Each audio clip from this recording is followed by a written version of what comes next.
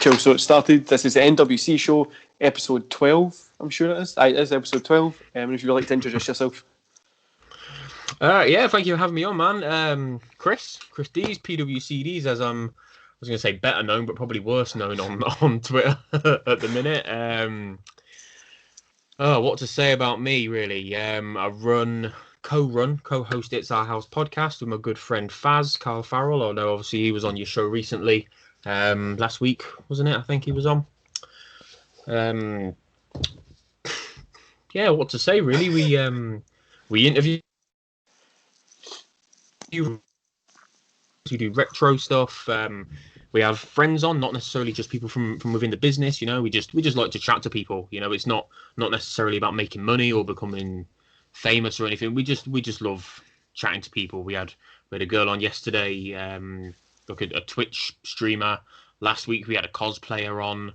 The week before that we had a referee on. So you know, we're just looking to do something a bit different. Just speak to people from all walks of life and just have fun with it.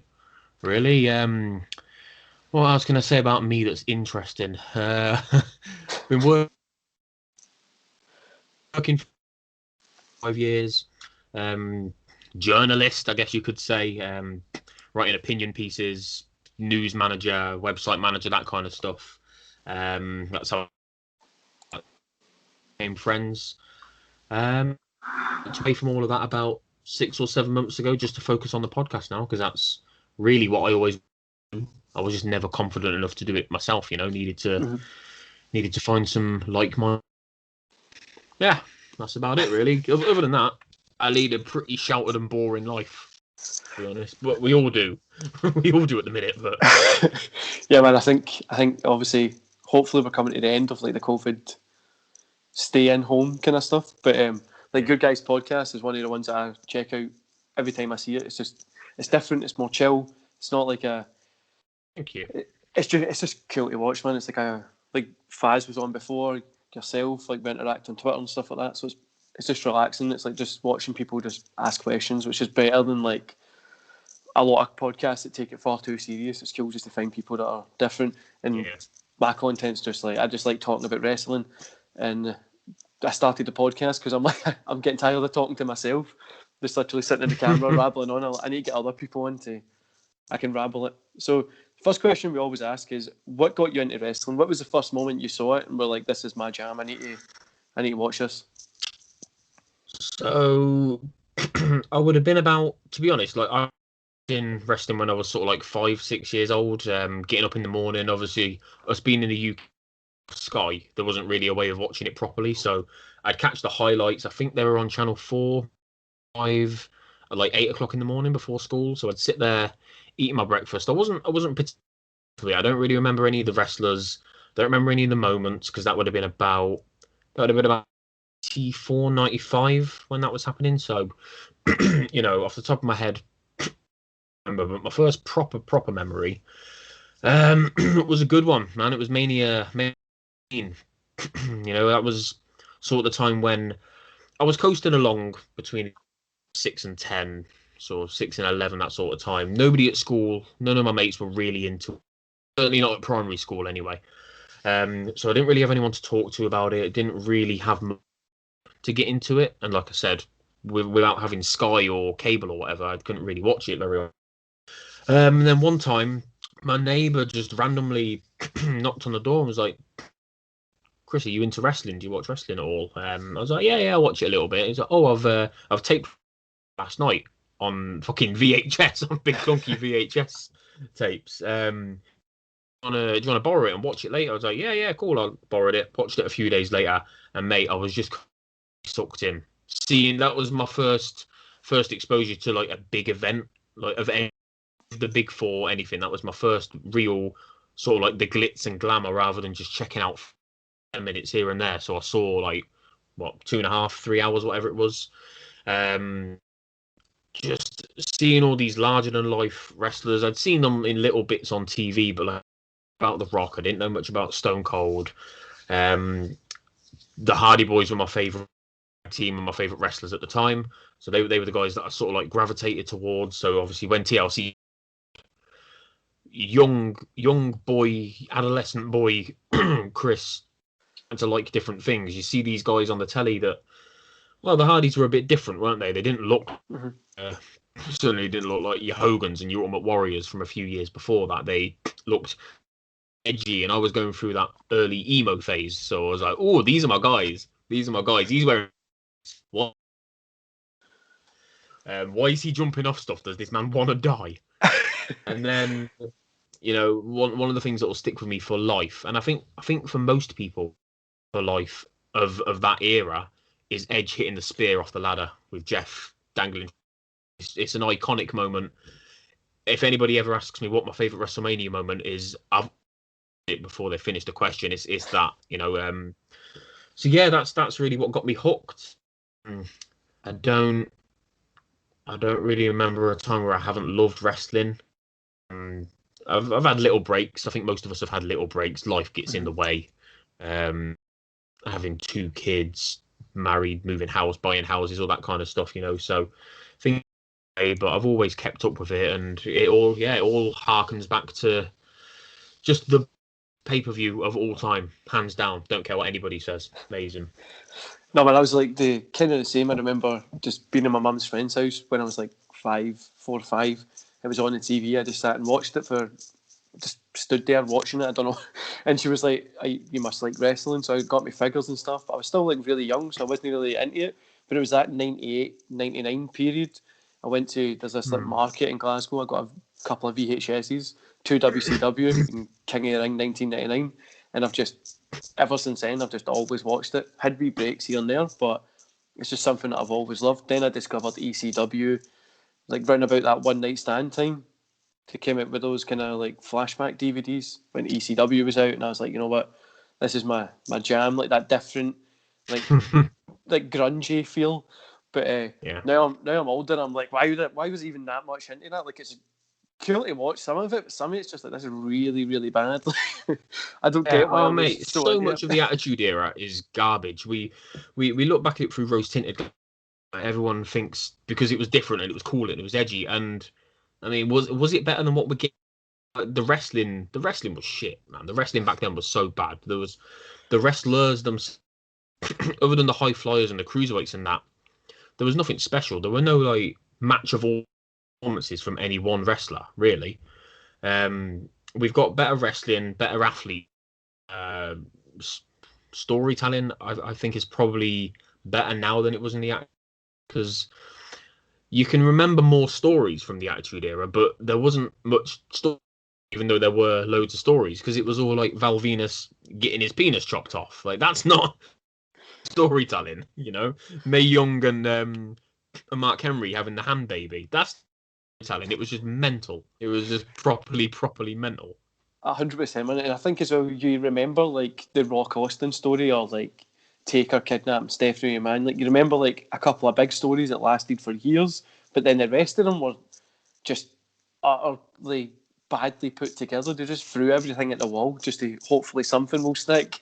Like you said about Val Penis with the sausage choppy PP thing, the Mae Young Mae Young with a hand, and it was just like, what are you even doing? Like, why is half this stuff even happening? But I guess they were just trying different stuff. Like, at least now, might not be the best to watch on a weekly basis, but they've got some sort of consistency here or there. Instead of like Attitude Era, it was just some sort. Whatever goes. Some sort. Well, I know if you saw, I put out a tweet a few days ago. It was like, oh, WWE fans, we want the Attitude Era back, but also WWE fans, but we want you to be kind, respectful, don't hurt anybody's feelings. Like, you can't win. We can't ever have the Attitude Era back because it's such now. Like, everything's so overly PC, and people, not to be horrible, but people are looking for things to complain about on social media. Imagine if got what was that story they wanted to run? It was Stephanie McMahon and Vince having a baby together. That was a story that Vince wanted to run. Imagine him just about got away with it in like the late 90s. Imagine trying to run that in 2021. Man, if you think back to like the fucking networks, that, if you think back to that, like the 90s Attitude Era, the stuff they done, like it would just be like outrageous just now. Like, no, I think half the population would just stop watching wrestling because everybody likes to be triggered at some point. So it would be. They'd get shut down. WWE would get shut down. The networks wouldn't want. They'd have to be on some fucking shitty little network, like like local access TV or whatever you call it in America. Nowhere would show it. Channel 5 would show it over here. They don't care. They'll put anything on. Channel 5 puts whatever. Even when we were kids, it was everything. Always like a terrible movie. Didn't matter what it was. Like 8 o'clock movie. Behind the magician's secrets. Loads of Hitler. Just fit Raw in the middle of all those Hitler documentaries somewhere. So since last night was Elimination Chamber, and I'm guessing everybody, we're 10 minutes in, so I'm guessing people would have either gave up if they don't want to listen, or they've seen it by now. So what did you think about the ending, what happened with The Miz? I love The Miz. I have loved day one since he came in as a fucking reality TV act. Nobody knew who he was, getting kicked out of locker rooms, everyone hated him. Mate, when was it? 2-3-ish years ago now. He made the Intercontinental title be the most important title on TV. Was taking one of his many breaks. So the Universal title, or whatever he was holding at the time, wasn't even around, wasn't even on TV. Closing out most episodes of Raw. He was finishing the show off. The curtain was dropping up the Intercontinental title. It was important, and he made it relevant again. It was always the work. I think The Miz has been so hard done by. He should have been a multi-time WWE champion before now. He's not the best worker. Nobody's going to go out there and tell you that he's on a Mount Rushmore. He's great. He's all time because I love him. I love the character. I love his hard work and his dedication. He's the company guy. Like, he'll go and do anything WWE want him to do.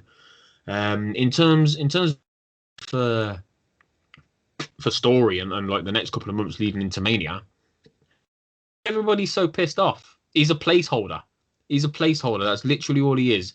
He won't for more than past Mania. He won't. I will be shocked if he doesn't drop it at Fastlane. March the 17th, I think, something like that. So, like, barely even in an ideal world for me at the minute, I don't know. To be fair, there's a couple of ideal worlds. Does Drew just win it straight back? I would keep the title away from Drew for a bit now.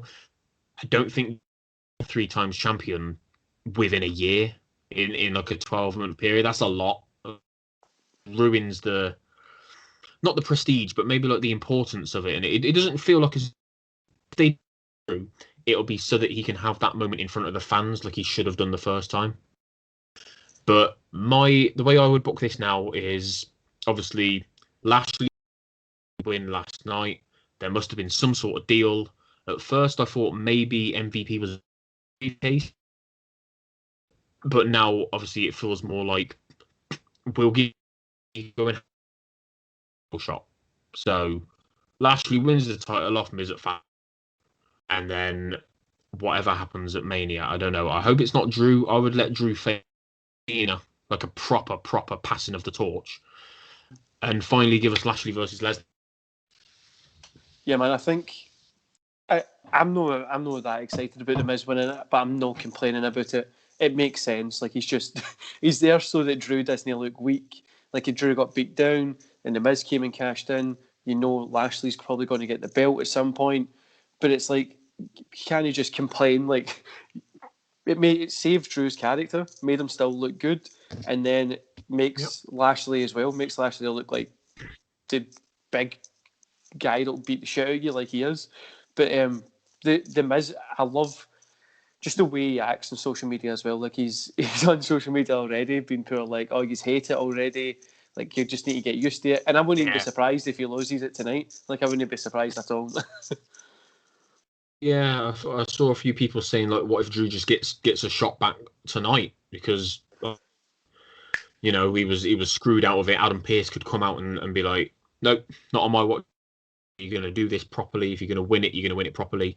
I don't know, something like that.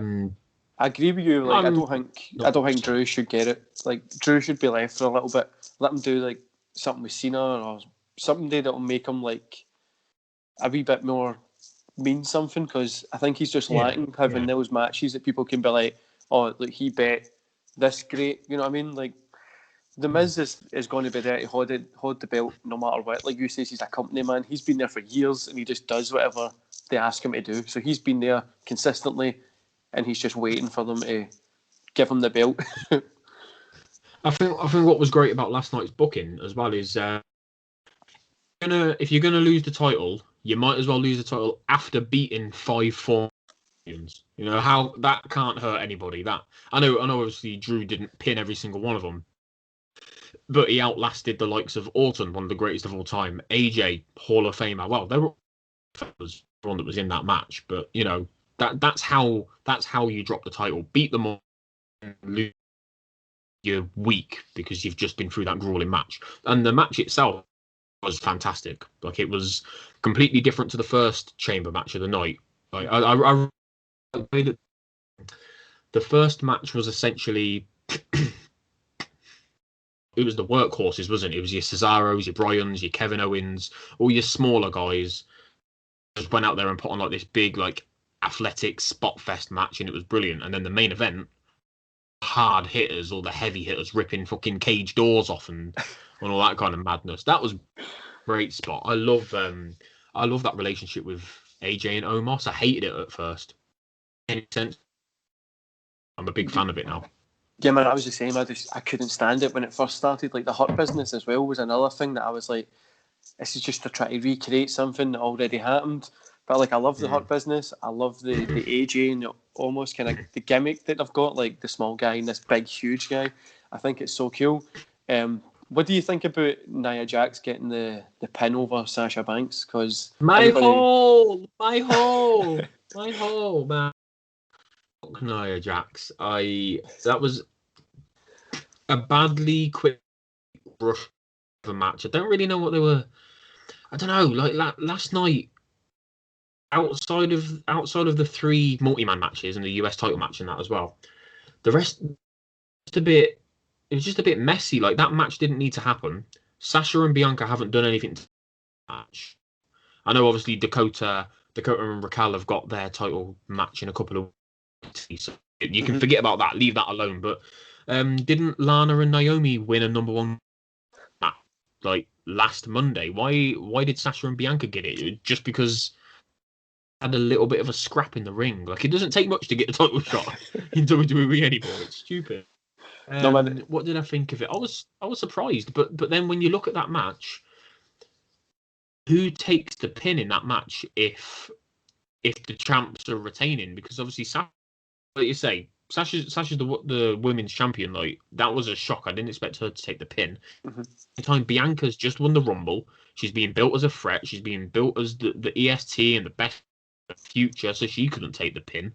That's what I mean. I think that was the weird booking of it, because it was WWE booking themselves into a corner. They were going to make one of their 2 women from the main event of WrestleMania look bad, look weak. Only saving grace is that at least Nia and Shayna are both like dominant monsters. You know, Nia is believable to be anybody. Shayna's a fucking badass. It's believable for her to be. Involvement of Reginald, I don't know what's going on there, because I like him and I've liked the couple of involved in actual matches, but like, I thought he was. We haven't seen Carmella in a few weeks now, and now he's infatuated with ploy. Is it to get Carmella back in? I don't. It's the only thing on SmackDown at the minute, because it just doesn't make any sense.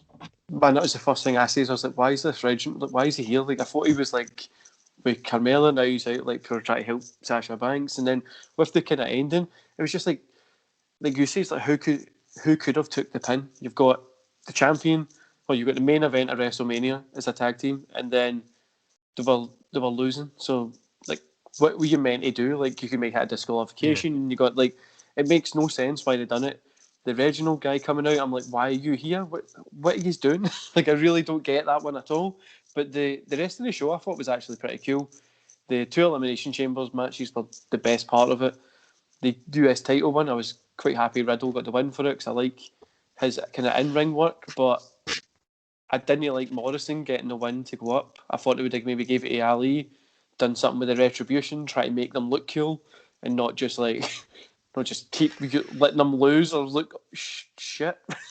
They've been so badly handled, and it breaks my heart, man, because is just so talented and so wasted. I mean, is he wasted?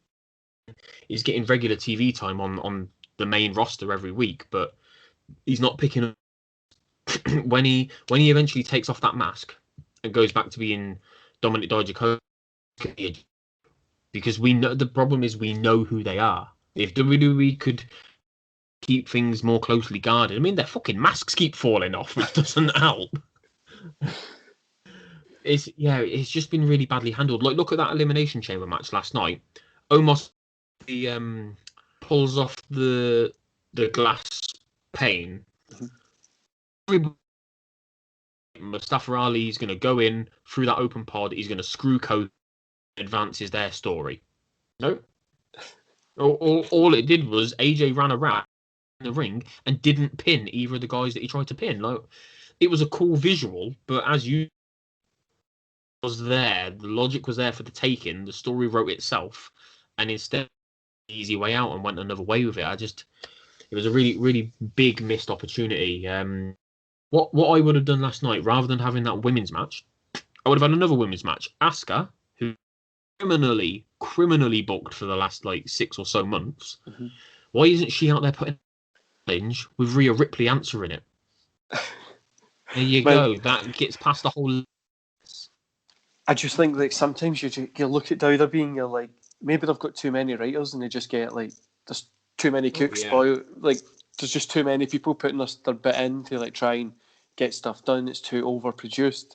And I just, like you just says, you put Asuka out there, let her come out and do an open challenge match. Even let Asuka just start beating people everywhere, make her look strong. She was the tag team. I just see her as a tag team wrestler. I totally forgot she was even the women's champion for a couple of weeks when she was just in tag teams. I was like, what's she doing? Why has she got a belt?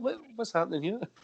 Well, they've got this weird fascination, haven't they, of having double champs. I'm a double champ. It doesn't appeal to me that much. It's, it was a cool moment for Keith Lee, because I love Keith Lee, for him to get that, because I've seen him at local shows here in Coventry, and the guy's crazy good.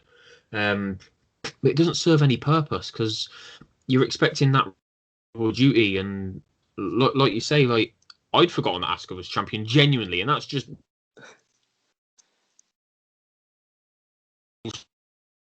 talking down on WWE. I had genuinely forgotten that she was, because fascination with the champion has to also be in a tag team. What? Why? There's more than enough challenges. I don't like Charlotte Flair, but at least she's got good matches with Asuka and make Asuka look good. And as you said, there's Rhea. Well, I say that. Really, who else is there on Raw? No. I think the problem is that with the tag team belts, it's just who really cares? The women's division's stacked enough, right? We don't need a tag team division for the women's. They just don't make sense. They're just pulling people out of nowhere. Okay, we're just going to put these two together in a team. If they actually put some time in it for maybe a couple of years and built a division instead of from just throwing it out there.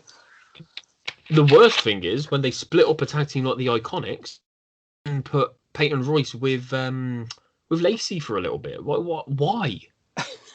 Shoot. And to be fair, Peyton, neither of them are incredible. I like the Iconics a lot, but more as the characters. Peyton is a better wrestler than Billy, and yet more relevant at the minute just by sitting on commentary and showing off her resume. She. I mean, I love it. I'm really, really high on Billy Kay, but why did they split them up? It just doesn't make any sense to me. What was it set to achieve? Invested in the story of them splitting up. It wasn't a massive WrestleMania-esque moment or anything like that. Going to be talking about it in 20 years' time as the greatest tag team split up of all time or anything.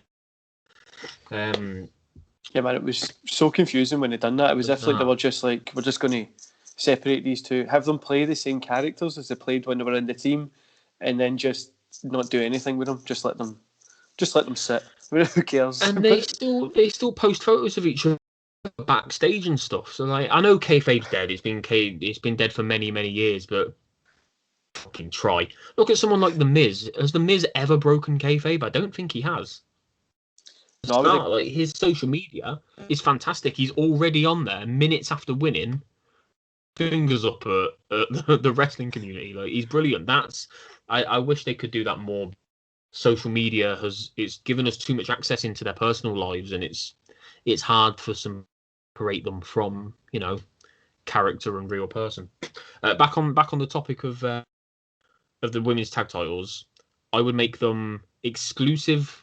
Well, exclusive, I guess, but I would rather them be a fixture on NXT at this point. I'll have Dakota, have them on NXT, and then just random tag teams will NXT to challenge for them, but try and keep them as mainly an NXT thing, or just defend them on.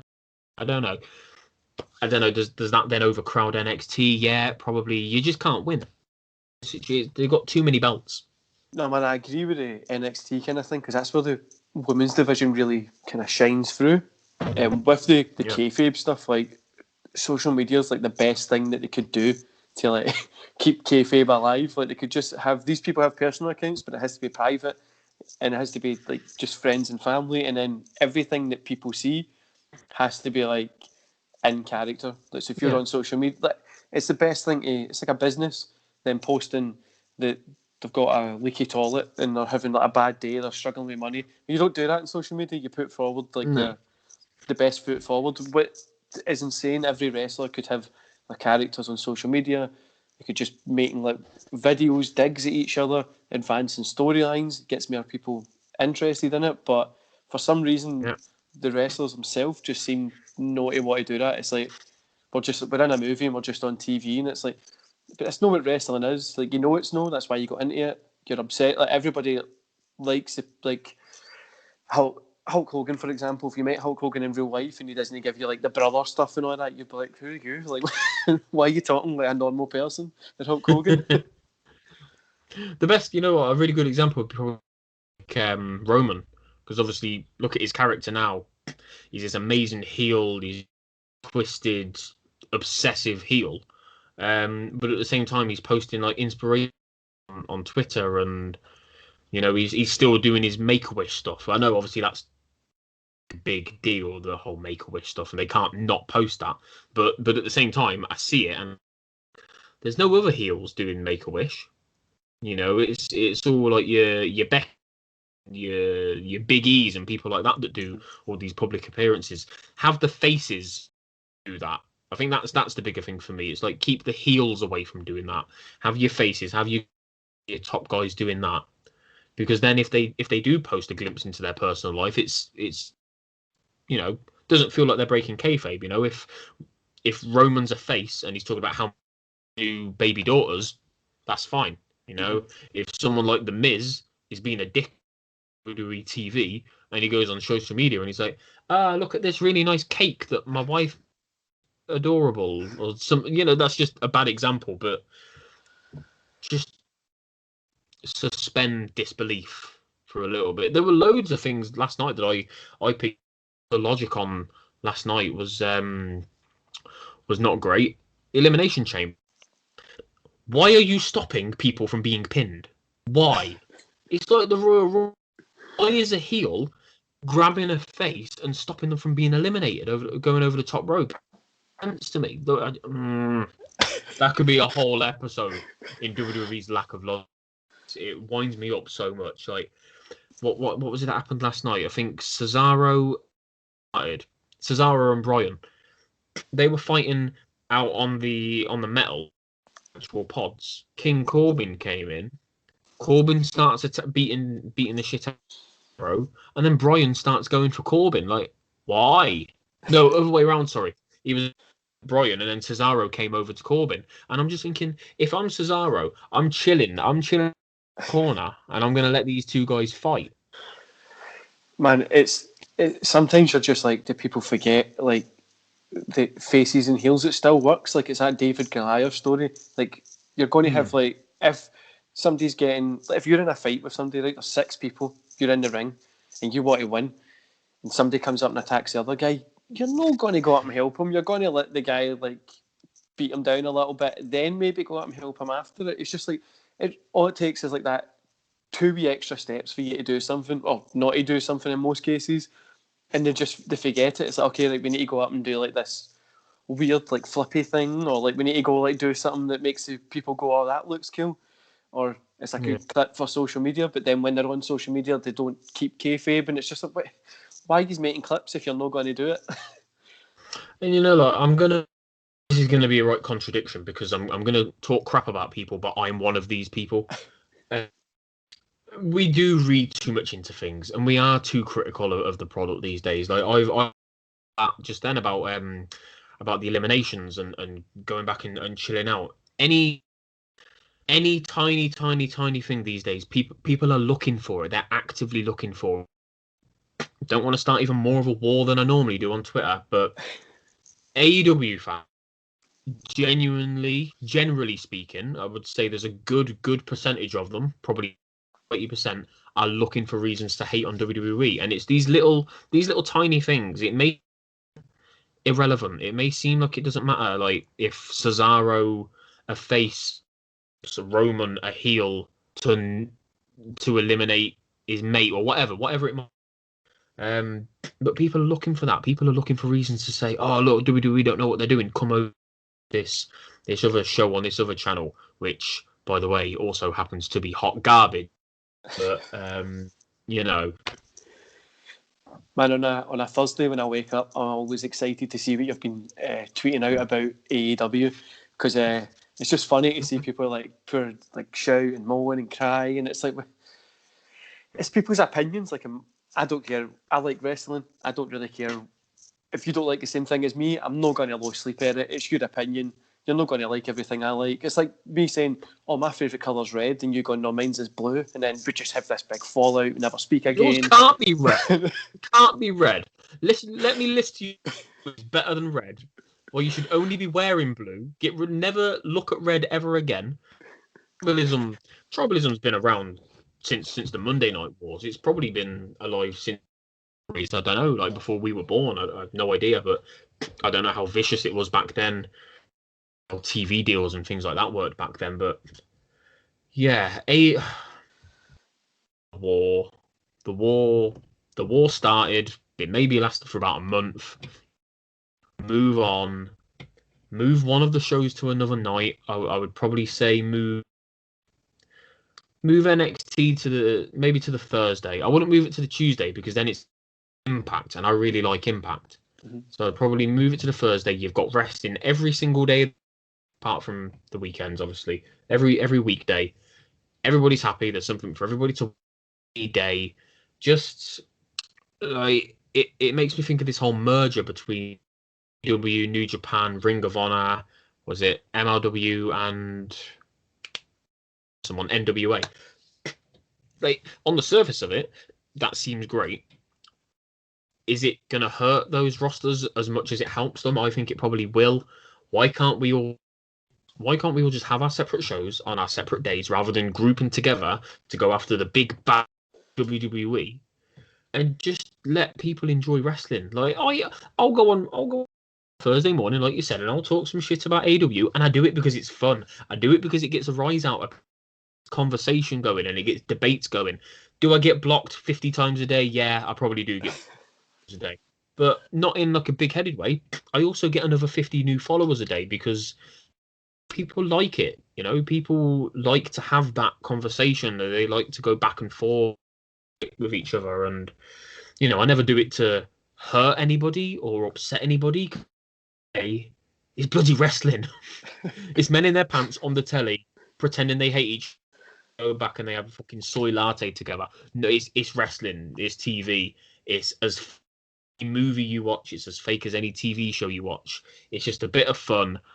I like winding people up. Don't take it seriously. It's one of the best parts about wrestling Twitter just now, is watching you like just post something. Like when you posted the Bret Hart thing, Bret Hart's one of my favourite wrestlers. That's your opinion.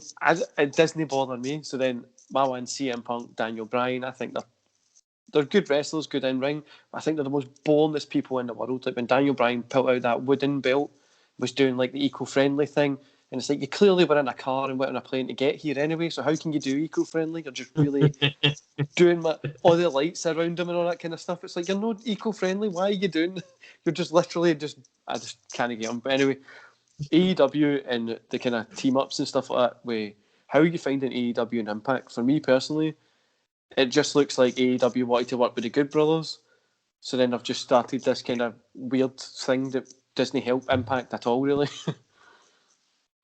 100%, mate. Nail on the head. It was to give us the Bullet Club in very. I use that term very loosely because it isn't. It's people who have been in the Bullet Club making much less of, no pun intended, but much less of an impact than they would have done doing it over in New Japan. But I'm not. I don't want to be like to make too much of a generalization because I know that there's a lot of club fans out there.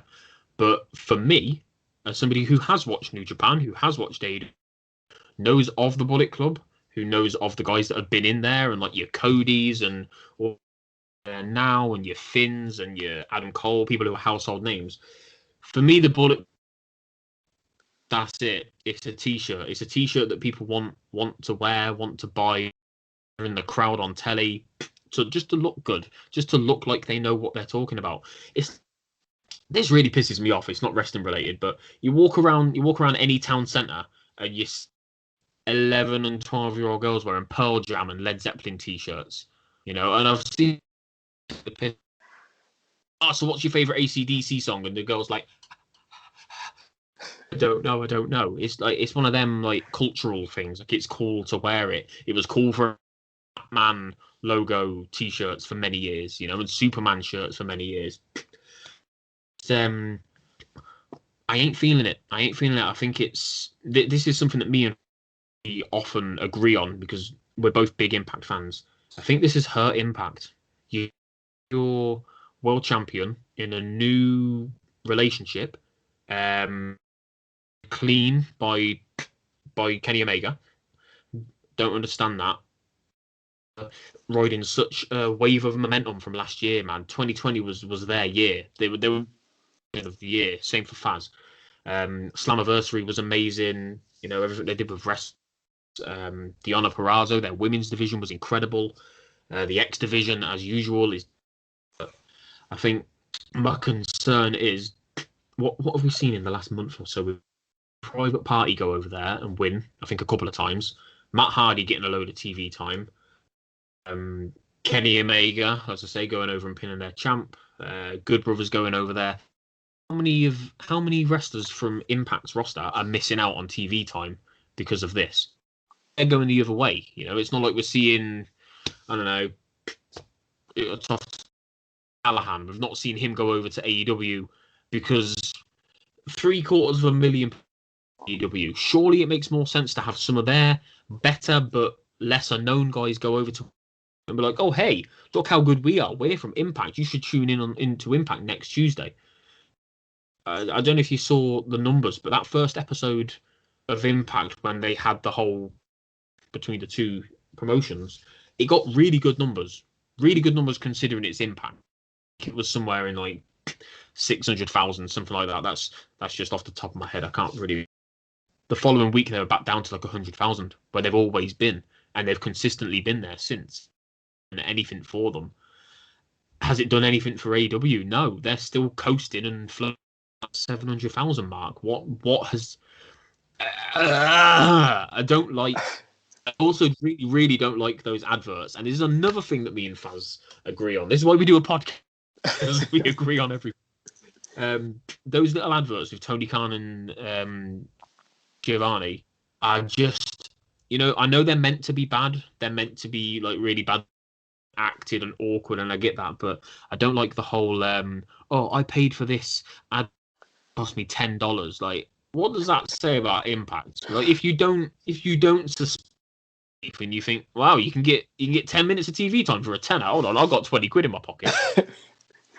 Man, it don't say much.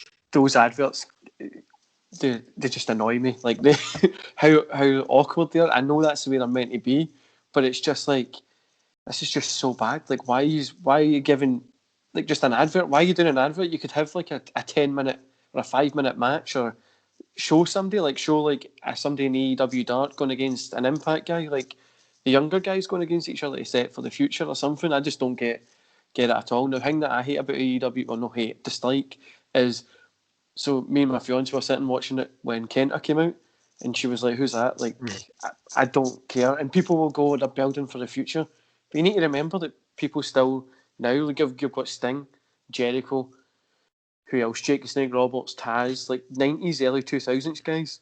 Holly, yeah. Aye. Then you've got Kenta, and it's like, and people will be like, "Oh, you don't know Kenta from NXT." It's like, the normal person isn't sitting watching NXT, like wrestling fans are, but just somebody walking by sees like Dean Ambrose, they'll be like, "Oh, there's the guy for WWE here," and then this random guy comes out and attacks him, and you're like, "What's even happening?" And then this week you've got Kenny Omega hit out with a death match. You're like, why are you doing this?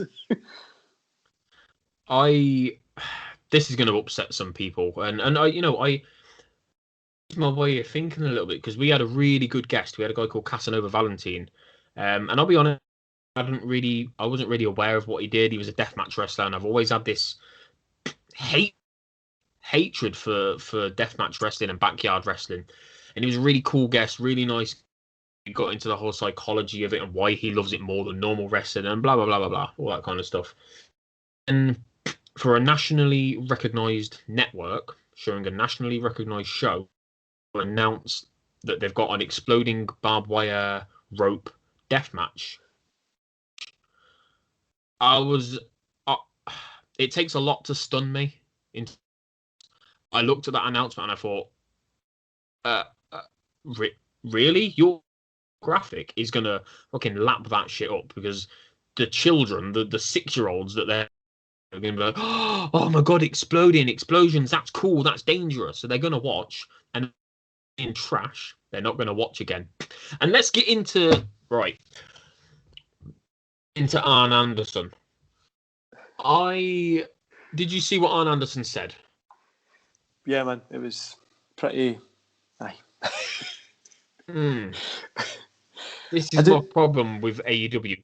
They started off.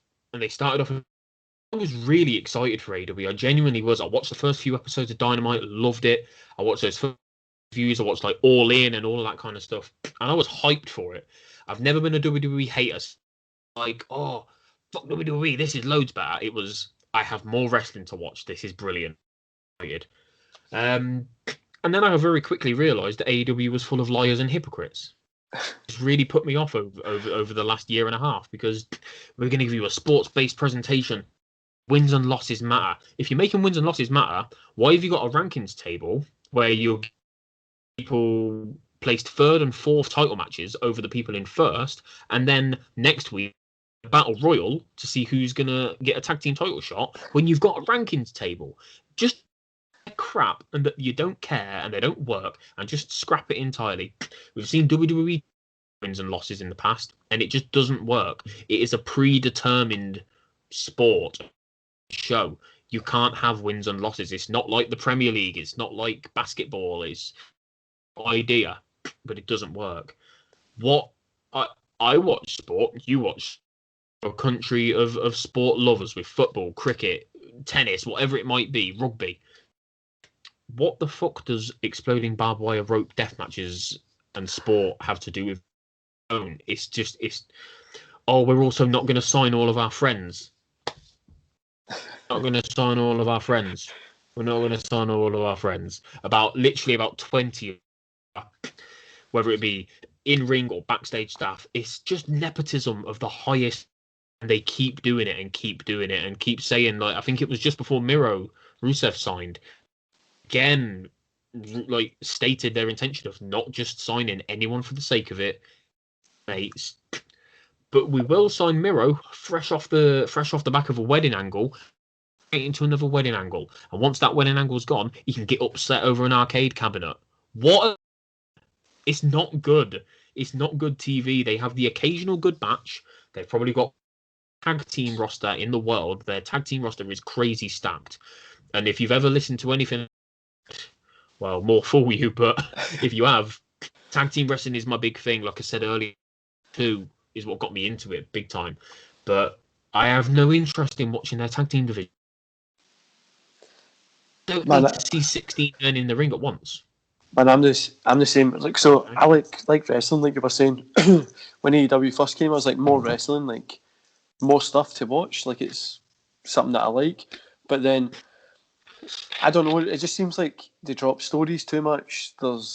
Everything's always a tag team. Like every main event, I feel for this year, like 2021, has been just a 6-man tag team main event. I'm trying to remember like a real time when I've just seen like a couple of good singles matches, but it's always like a tag team, 6-man tag. All right, you are fighting. He was a bad guy, but he's a good guy this week, Lance Archer, and we'll put him in a 6-man tag team. Like, why are we doing this? Why are you just changing it randomly for no reason? And it's no guys on TV. It's no hating on like. So AEW, I would say, is enjoyable. It's sometimes no I think if you all watch my NXT AEW kind of videos, I can always skew to NXT a little bit because it feels a little bit better. And if they were doing the ranking system, you would get it because it looks more like a fight club kind of feel to it. But they don't do a ranking system. When AEW do it, you're like, why lie? Just why have you got Sting if we've got ranking systems for fighters? Why is Sting there? I love Sting, but why is he there if you're doing a ranking? Why is he taking power bombs? What's happening?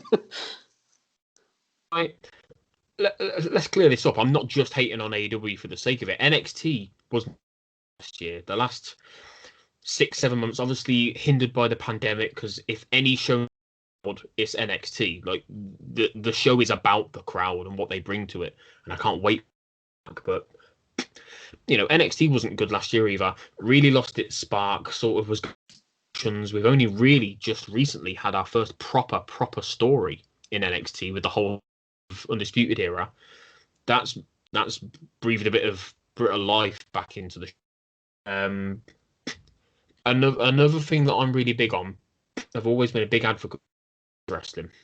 So it's regularly not very good, let's be honest. Sometimes they knock it out of the park. WWE, well, NXT have got the best women's division in the world, and followed by Impact, and both brands are absolutely smashing out the park. Not so much, but they have still got a very good, strong roster of like the 4 horsewomen, and if Ronda comes back, and Naomi, and all those kind of Bianca and Rhea fan. What the hell are AEW doing? They've just had a 2-sided tournament, American, Japanese. They've not shown Japanese side on TV, and I don't know if you've seen the spoilers. I won't say them in case people haven't. Apparently, the person winning the tournament, the biggest spoiler I'll give for it is this should have been a chance to build somebody new, a new star. They desperately need it. You've got Thunder Rosa isn't even really a part of you. Serena Deeb, I don't know what's going on with her. I didn't see anything about her sign. Top women's title on AEW TV is the NWA women's title. How has that been allowed to happen? Who is it still? Shida? Is she the women's champion? Man, I don't even know. I forget AEW has a women's division. I see women come out like once every couple of weeks, and I'm like, do they have a champion? I always remember the poor terrible looking belt. Like, and I never remember who has it. It's like that big. Right. I'm always like, awful. What, like, AEW have dropped the ball on that completely. Like, NXT's got, you can just name off the top of your head like 20 women that are great. Then Impact would come second place. WWE, you need to give them their like Raw and SmackDown. They have great women's wrestlers as well. But then Impact, I'm like, if you were to ask me to name one, I would struggle. Like, without the 3 you can maybe name. Then after that, and one of the 3 would be Deep, who's NWA, or you're just like, what are you doing? How did you drop this? Deeb, Rosa, and Britt Baker, and Britt Baker's good, but even with Britt Baker, I know of her more than anything is that she's a dentist, and I know her character. But I don't remember any 5-star classics, not in the last year and a half, anyway. You know, No. they could do with signing. I know she's a bad name. I know she's got a bad rep, but they need somebody like Tessa Blanchard. Yeah, man, they need somebody to kind of just bolster the women's division. And that's, I thought AEW Dark was going to be a lot of like, maybe it could have just been like a poor social media share everywhere women's division, like great women wrestling on it, and still have them on the main show as well. Just give them like a good place to be. But then, and there's a lot of people always take when I say stuff about AEW, they're like, oh, just because you hate them. I'm like, I don't hate AEW, I love wrestling. I just think they need to get better. They're still a new company, they're still learning. But don't come out and hit out with some stuff like rankings. They literally says they were going to have the best women's division in the world, which they haven't. And then there's like tag team's going to be so important, which is like, it's important, but a 6-man tag team main event every single week shouldn't be the most important thing. No, it doesn't advance anything. It doesn't do anything. Like you say, like you've got Lance Archer. Like, what's even going on with him? I really like Archer. I'm a big fan of like. I love seeing two big dudes just going at each other, you know, bumping meat, as Big E said. But they've just got no direction for any of their wrestlers. They could be in one feud, they'll be in another feud the next week. You've got too many factions. Oh my God, that's the other problem. There's like, top of my head, you've got Death Triangle, Inner Circle, you've got the Elite, you've got the Family, you've got the Nightmare. There's definitely more, because I was listing them all the other day to myself. You could count Big Money Matt Hardy's little thing with Private Party. There's at least 3 genuinely, and I like a faction. I love a faction. I love Evolution, DX, but when they were at their height, how many other factions were there? There were maybe 2 other throughout the whole company. Undisputed Era have just split up, so we've got 1 less. My favourite part of Raw, and have been for a while, but there's never fucking 5 other factions in the background running around going at them. Oh, Retribution. So there's literally about 3 or 4 in all of WWE. AEW have got about 7 or 8. It's nonsense. If you want to get all of those guys on TV, to have like 3 or 4 multi-team tag matches every week, and it's like you say, it's too much of a good thing. Too much of a good thing puts you off. And then Nightmare Family, I don't even rate that as a faction because it's completely confusing. It's like you just hire random people come in. You're like, what are we doing? Like, why is Arn Anderson there? Why is what's happening? It's an even worse NWO in terms of just bringing in random people. The NWO had like people at one point. When you see was it the kind of caveman guy?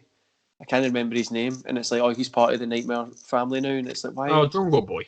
Yeah, that's it. He's like, why is he there? Why is he there? Is it a club? Is it a membership? Do you have to pay? Are there perks? What's the point of it? No, like you say, no one's ever explained what it is, what it does. Like, they don't come out together, do they? It's not like they have a 20-man tag match or anything. And I don't get why they hired WWE guys. So, for instance, Dean Ambrose, John Moxley, they hired the WWE guy, and he comes in and doesn't even hint or nothing to the other place. All he kind of maybe says is, "I didn't like there," and that was it. But you've got Miro, you've got you literally have, if you want to get rid of factions, you have a faction like an NWO that came for the bigger guys, coming to the smaller company. And you could make them try and take over. You've got the storyline right there for you to use, and you just don't do it. It makes no sense. Yeah, they're as bad as WWE. I would say if I've had 100 people blocked, 9 of those people will be people who think I hate AEW. I just like you, for the last 10, 20 minutes, we're just realistic. We're not idiots. We're happy to say it how it is. People always comment on my stuff like, oh, you just hate AEW. You never talk crap about WWE. These are all examples of me talking shit just about Raw from last night, you know? Are so blinded by tribalism. Oh, you don't like Cody Rhodes, you must hate wrestling, you must hate good wrestling, you must promos. I don't like Cody Rhodes because it just comes across as a bit of a prick. No, 100%, man. I don't like him. Everybody say, well, because you don't like their team. They're like, oh, don't talk about my team like that. But WWE, they're barely doing anything right just now either. The storylines are really just boring. The in-ring work's obviously good because WWE's the Disney of wrestling. They've got the best people there. AEW is like they're not on the same level. Like WWE's been there for so long, they make billions a year, and AEW's just started. Like you have to understand that as well. People just need you can't compare both of them yet. You can compare, and that's a really good point you make as well, there, mate. Like they're making billions and billions of dollars. Product is arguably the worst it's ever been. Like Raw most weeks is genuinely watch. I've been off work, right? So when did the pandemic started about 24, and I've been at home for about 23 of them years. It's just never fucking ended. I've been at home for basically the last, well, I've been off since Christmas Eve, so it's already been 2 full months. I had like a month off before that. I had a month off pretty much for paternity leave, so I've about 4 of the last 6 months off. I haven't watched Raw live once. Like I did towards the start to get back into it because I hadn't, because of work and I'm a wrestling fan. I hadn't been able to watch it because I'm up early, like we all are. So I hadn't watched live for a while. I watched it 1 or 2 times and I just gave up. It's so hard to watch. NXT getting really good again. SmackDown has just been phenomenal for so long, since back basically. But Raw is so bad. So they're still on the odd week here and there. They're still getting best part of 2 million viewers. They're still getting about 1 million. It's everybody is saying it's the worst that Raw has ever. Occasionally getting record low ratings, and yet they're still signing $1 billion deals with whoever it might be, and selling pay-per-view rights and selling the network, all that kind of stuff. They're doing something right. They know what they're doing. In October, November, and December, accumulated, WWE got about 6.5 billion so and likes and follows and subs and all that kind of stuff on any week. Their lowest watched video on YouTube will still have 400,000 views. That's insane. Man, 100%. People forget. For me, I get up really early to do some work in the morning, so I'm up 3 a.m. Then I put Rollins for the channel to review it while I'm doing work. So I'm reviewing and doing my work as well. But social media is a way forward that people watch. You'll get a clip on YouTube, or you'll go watch a couple of clips of Raw instead of watching the 3-hour show. WWE knows that as well. And with AEW, WWE have set it up greatly. They're making their third brand, their lower brand, compete with AEW. So you've got Raw, SmackDown. They're still the 2 biggest names in wrestling. And then you've got NXT and AEW. Even though people say AEW have beat NXT every week, that's fine. But that just shows you how WWE think of them. You're just a third brand worry. They're not going to be stressed about you. And if we can just edge a couple of follows off you every week, it hurts you more than it hurts them, because they're still going to make billions. Yeah, exactly. That's it. Vince doesn't care. Vince is a money maker. Man, if he's making money, he doesn't care how the product is. Will it get better when Vince dies, or I honestly don't think it will. I think it will take a long time for things to change. Triple H isn't just going to be boom, right, let's change one night. Investors are going to lose faith because Triple H and Stephanie are not businessmen and businesswomen. It's it's going to be a big shift when Vince leaves. The thing is, like you say, there's so many different ways to consume the product and watch it through YouTube, through clips online, through things like the Mixed Match Channel on Facebook. They've got their fingers in so many different pies, and they're all. I understand that TV is important. It's where you get your $1 billion deals from. But USA, if USA and Fox dropped WWE tomorrow, just the drop, there would be networks fucking lining up round the corner to sign WWE, or it would go to Disney Plus, or it would go to Amazon, or it could go to Apple. There's always going to be somebody that wants to pay that big money for something like WWE. People are just blinded by, oh, your ratings are down, your show must be crap. Well, look at in NXT when they weren't on the same night. Remember we had 2 weeks in a row where they shows. I think NXT had the Tuesday, and AEW had the Wednesday, and they both still did about the same numbers as each other. Neither of them hit 1 million. So opposed, I think all AEW picked up was about 200,000 fans. Or like I said before, the war isn't doing anything to hurt either show. It's not. Both shows have got their core 600,000 fans. Got about 200,000 fans that float between the shows and see which one's got the best. That's it. You move nights, it's only going to be beneficial for both shows. I don't know who the bad guy is here. I don't know who. There's been two sides to it, hasn't there? Person will say NXT moved to Wednesday nights to oppose AEW, but then there's people like me who have their head screwed on and are able to use logic and reason and rationale and say it was all Wednesdays. It just wasn't on cable. It just wasn't on network TV. No matter how you try and dress it up, AEW chose Wednesday nights where NXT already were in for like 7 years, 6 or 7 years, whatever. I think it was 2012 actually. Mm-hmm. So who's the bad guy here? AEW have come in to try and take viewers away from NXT. They have to a certain extent, maybe about 100 or 200,000 fans. It's just not working. It's just all trivial. It's all silly, petulant nonsense. Let everybody enjoy wrestling and stop fucking fighting. If they were on separate nights, nobody tweets about the Raw and SmackDown war, do they? On Monday and nights, nobody tweets about the Impact and MLW ratings war. Put them on separate nights. Let people be happy.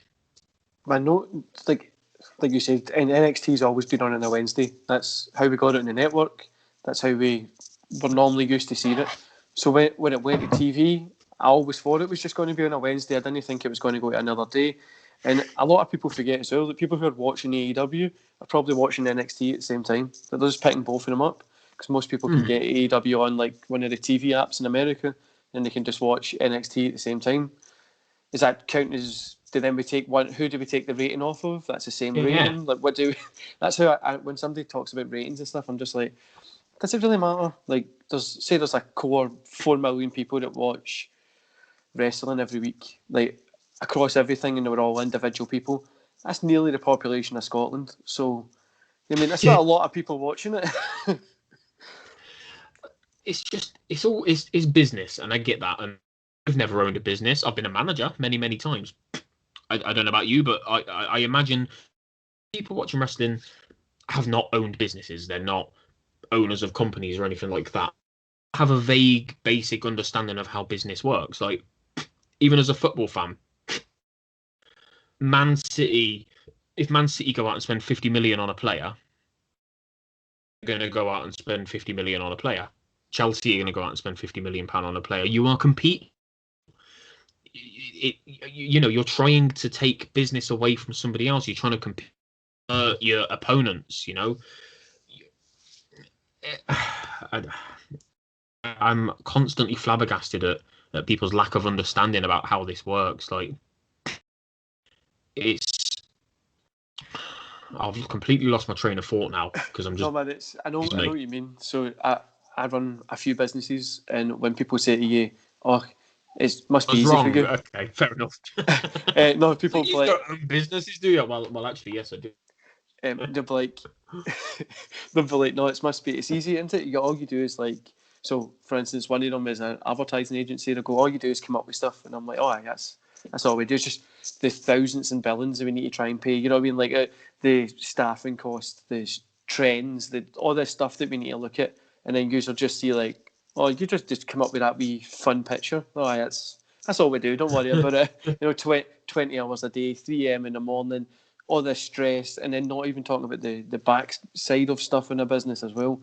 Obviously, WWE is much bigger than what I'm a, but it's still the same stress. It's just there's more people to worry about. You've got that whole corporate environment, then your wrestlers and like everybody underneath it, TV deals, everything else you've got to worry about. Which I wouldn't be me. I don't want to be that stressed in my life. And Vince has done it for however long, but he's like in his 70s. 50 odd years, yeah. So that's why I think they're going to struggle when he goes. You know, he's been the backbone and the brains of the business. People think, oh, it must be easy being Vince McMahon. He just decides who's going to win the matches, and then he sits in Gorilla, and that's it. Watches the matches, and it's really not. I've never worked there, so I don't have a standing of it. But I've worked for enough websites who've got enough contacts, and I understand sources. So to a certain degree, I think they'll struggle. I think Triple H is just because he's given us NXT, and people love NXT. Proper wrestling, and it's none of the nonsense of the main roster. People assume it's going to be all, and it's going to just be he's going to touch it and it's going to turn to gold. But how many times has Triple H been in charge of 3 rosters? You know, NXT's got a fairly small roster. Let's say, I don't know, 40 superstars over the whole roster off the top of my head. All of a sudden, probably over 100 doing Raw and SmackDown. He won't want to drop NXT because it's his baby. He created it. Got 140, 150 superstars, all the TV deals to think of, all the investors, all the shareholders, all the meetings, all the conference calls, all the sitting in Gorilla and calling the matches, all the booking, tearing up the script and rewriting it 5 minutes before Raw goes on air. You know, there's more than people think. They just fantasy bookers everywhere. Fantasy bookers everywhere who think that they could run a company. You know it better than what I imagine most people. Said you run a couple of businesses yourself, and you know the ins and outs, and that it's not just on Microsoft Paint for 20 hours a day and creating a logo. You know, 100%. When somebody says to me, "Oh, it's easy for you," you just like if you need somebody to do something, you just employ them or whatever. I'm up at 3 a.m. in the morning. I go to bed at 11 at night, and it's just every day. That's what I do every single day. And then people are like, "Why do you get up at that time if you're in charge of the business?" I said, "Well, I need to do all the other work. I need to make sure people are doing it correctly. I need to review. I still need to do sales. I need to go to client meetings. I need to all this stuff." And then I'm obviously, like I said, I'm not as big as WWE. Don't have investors and stuff like that. But I could only imagine the stress between like an investor or how your stocks are doing that day, all your legal requirements, your insurance, and for a company that's global, they've got that in every country. I mean, I'm in Scotland. I'm not even in England. So like, I've not got that stress between the 2 countries, but. I can't even think about it. But finishing up, who's your favourite wrestler of all time? Who would be the one person you would pick to be like, that's my fave of all time? Right, so favourite of all time Favourite is of all Jeff Hardy. Like I said, he just appealed to me straight away because I was a little bit different, and I had different friends, and I was in that sort of like emo scene, and he just appealed to me with his different look. Many wrestlers at the time were jumping off stuff, and it was exciting. It was different because I came into wrestling seeing big dudes, and I knew of your Hulk Hogan's and your Andre the Giants, and I thought, yeah, it's just big meaty men just punches and throwing chops at each other. And then Jeff Hardy jumps off a fucking 100-foot boarding thing and nearly kills himself and everybody involved, and it was amazing. Yes, he's my favourite all time. He wouldn't get onto my Mount Rushmore. He's not the greatest of all time. Any means, I would say the greatest of all time. It's I change my mind fairly regularly. Yeah, I'd say John Cena, the last real like superstar. In fact, Cena would probably be a close second for my favorite wrestler of all time. Man, there's so many in there. I'll change my mind later. Some old wrestling, and I'll be like, oh shit, no, it's Eddie Guerrero. Oh shit, no, it's Kofi Kingston. Is in my top 10 of all time as well. But yeah, Jeff easily. Jeff really got me into it and made me fall in love with it. Yeah, man, I think the first time anybody sees that kind of old school Jeff Hardy, like when he's going off the ladders or doing like just weird stuff that Jeff Hardy only done, you were like, how the hell's this guy getting back up? Because it was like he'll do something and then he stands up and there's still another 10 minutes in the match. You're like, how's he even walk? I would try that and I would be in bed for a week, like in agonising pain. Well, he ain't really getting up anymore, is he? It's hard to watch him now. I think when him and Matt came back, Mania 32 or 33 or 34. When New Day hosted it and they were like, oh, who's the 4th team? And then it was the Hardys. within like a month or two, they were having matches on Raw, and Jeff just looked so worn out within the minutes of the match. It's like it's why we always wanted Undertaker to retire. You know, it's hard heroes struggling. I still love Jeff. I don't get excited for watching him in a feud with fucking Elias. Does Elias not own a TV? Because he still thinks that Jeff hit him with that car, doesn't he? Man, Does he not? So that honestly gets me as well when something like that happens. When it's like, oh, you done this to me, and then there's a camera right there showing you what happened. It wasn't this guy, but you still believe it's that guy. Like, just watch the show. The show that you're on, watch the show. Are you saying that this show is that bad that you don't even want to watch it? Like, watch the show. And final question is, if you could wrestle at any event, so if you could take part in any event against any wrestler, who would it be? So, for example, mine would be like Bret Hart, SummerSlam, cage match, the one he done with Owen Hart. I would replace Owen Hart because I think that's one of the best cage matches ever. So what would be your one? That's a very good question. Already something I've ever considered. Okay, so I would have it take place. You'll have to forgive me for forgetting the year. It would have been early. He's like 92, 94. I forget whichever SummerSlam was at Wembley. 92, I think it was. 92. That rings a bell. The one where Bulldog main evented. So I would change that main event. Probably Macho Man. Probably Macho Man ran. Because he's just one of my all-time favorite guys. I loved him. I think Macho Man was really underrated. I think people, because he came from that era of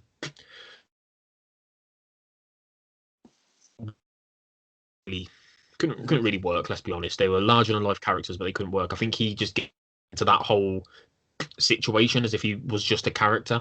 But you know, I did a podcast a few weeks ago with a guy called Mags, DJ Kirby, and we were chatting about Macho Man, and he told me a stat that I had never heard of. Macho Man defended the title like multiple times a week, every week for a very, very long time. Over 65 days, he had like 140 title defenses that year. That's madness. Proper workhorse. I think all of his matches were great. He'd have been fun to work with because he was a good story. And the whole Miss Elizabeth, and man, I loved wrestling back then. Obviously, I was in the time, but I've gone back and watched so much of it, and I love that whole era, that whole where people were just genuinely excited and went mental for those big open air arenas, and you know, the whole rock and wrestling era when he's coming in. Felt like they mattered more when it was like your Whitney Houstons and like your really like Ray Charles and really weird celebrities that you wouldn't expect to see in a wrestling promotion. That's my favorite era of wrestling. So yeah, 100%, man. Even back then, WCW was a little bit better. You had like your Rick Rudes, you had your cool looking Stings, Flair, Steamboat. They were all WCW was like the AEW is just now back then, but you still had really good like matches at that point as well, which was a little bit different than what you see now, like stuff that you might not see, like Rick Rude versus Sting, Steamboat and Rick Rude. They put on a hell of a match for the big gold belt. Before it wasn't a WCW world title, it was something else because that was the NWA. But it was pretty cool, man. It's like my kind of favourite time to go back and watch it. And I was like just being born, like 91, 92. So when I go back and watch it, I'm like, I was just a kid. Like I was a baby at this time, couldn't even walk and stuff like that. Yeah. But man, where can people find you? So I'll have your links in the description below, but if you just let people know. Yeah. You can find me. I'm just on Twitter at PWCDs. Most of you have probably already got it away. You can find our podcast at It's Our House Pod. That's really everywhere: Facebook, Twitter, Instagram. We're even on TikTok, and you understand what TikTok is or how it works or what you're meant to do with it, because we're not sexy girls. So that's where you can find us on all podcasts. main thing. That's where we're trying to really push. We've got a lot of cool stuff, so definitely worth checking us out and subscribing. And subscribing to you as well. You know, I want everybody to get such a good little podcast community, and everyone's awesome, and everyone helps each other out, and it's thanks to guys like you giving us shout outs, and you know, DJ Kirby and the 90s Wrestling Pod, people like that giving us shout outs that we've got where we are. We've only been going for 4 months nearly. Yeah, 4 months. Nearly on 300 subs with Honor and Impact wrestlers and stuff like that. And it's been really awesome. And even if people sub and come and watch us, just shoot shit with random people and get to know random, you know, like I said at the start, if we make money out of it, great. If we don't make money out of it, who cares? No, man, 100%. The wrestling community stuff just now, like the YouTube kind of wrestling community is very positive. Everybody kind of talks to each other, helps each other out. I'm on TikTok as well, try to make some sort of TikTok video thing work, and it's just so awkward to sit. I just feel awkward. I do like the kind of green screen with the wee table and the mic on it and stuff like that. Makes me look a wee bit more professional than just a white background. Everyone, if you it's weird, isn't it? Like we're like comfortable talking camera in our faces, but something like that's just, I don't know, it's like you say, it feels a bit alien because you've got hard to do something special for TikTok, whereas this is just a chat about wrestling. We post our clips of the videos of the podcast on TikTok, and they'll get like 100 views. Yeah, man, people don't want that content. Trying to get that 60 seconds clip as well, or you try to find something funny for like 15 seconds. There's so much work that goes into trying to come up with a video for TikTok. I forget. Like when I see people doing it, I was like, I'll just do TikTok and put up like my quick fire reviews, and then I was doing it, and I'm like, this is actually a lot longer. A little bit, 20 minutes of my day extra. Well, this is a wee bit. It's difficult to be interesting. Yeah. Is it? Anyway, man, so I'm going to end the cast there. So you just wait 2 minutes, and I'll